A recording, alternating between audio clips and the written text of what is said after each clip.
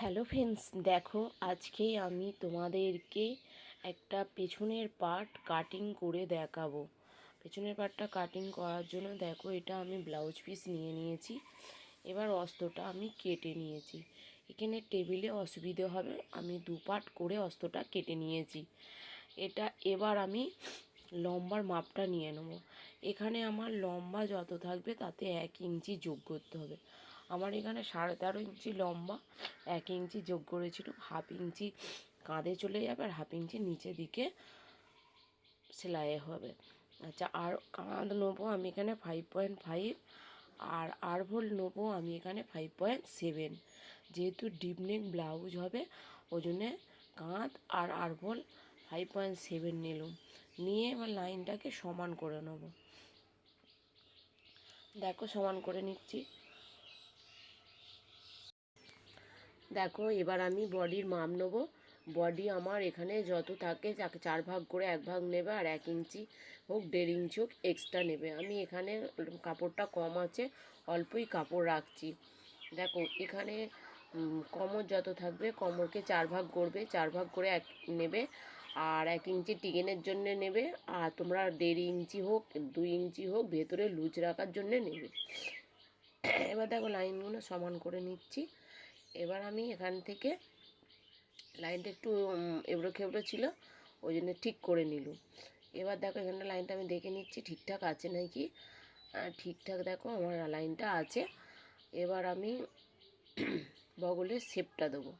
বগলের শেপটা দেওয়ার জন্য 1 ইঞ্চি 200-তে একটা দাগ দেবো, 1 ইঞ্চি 200-তে একটা দাগ দেবো, দিয়ে 1 ইঞ্চি 200-তে দাগ দিয়ে দেখো এইভাবে একটা রাউন্ড শেপ দিয়ে দেবো। বগলের শেপটা এইভাবে দিয়ে দেবো। দেখো বগলের শেপটা দিয়ে দিল। এবার এখান থেকে লাইনগুলো আমি সমান করে নেব। এখান থেকে আমার যতটা লম্বার মাপ ছিল তা থেকে লাইনগুলো আমি সমান করে নেব। এখান থেকে দেখো যেহেতু ডিপনেক ব্লাউজ সেহেতু আমি এখান থেকে 2.5 ইঞ্চি কাঁধ নেব।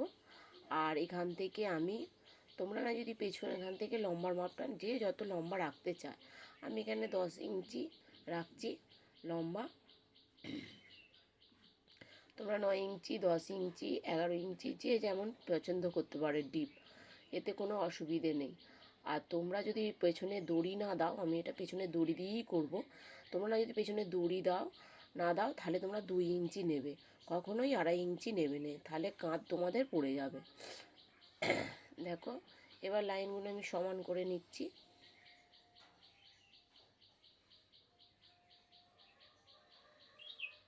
এবার টিকেনটা দেবো। টিকেন এখানে আমি 5.5 ইঞ্চিতে একটা দাগ দেবো, দিয়ে ওপর দিকেও 5.5 ইঞ্চিতে দাগ দেবো। টিকেন আমার দিকে অবশ্যই দিতে হবে, না টিকেন দিলে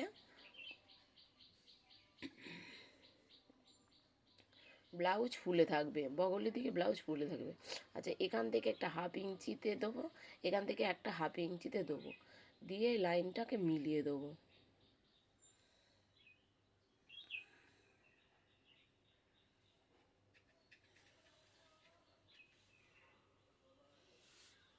লাইনটাকে মিলিয়ে দেবো। দেখো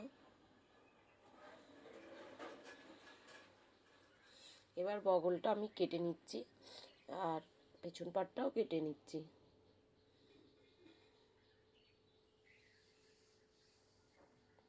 দেখো কেটে নিয়েছি, আমি একটু করে কাট লাগিয়ে দেবো যাতে যখন সেলাই করব তখন সুবিধে হয়।